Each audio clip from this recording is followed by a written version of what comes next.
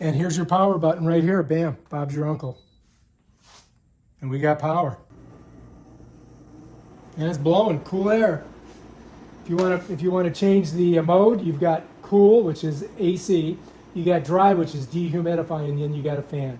Notice when I change the mode, it goes to blank, and then it's going to give me a 78 usually. If I go again, I'm going to show you that it's going to be blank too.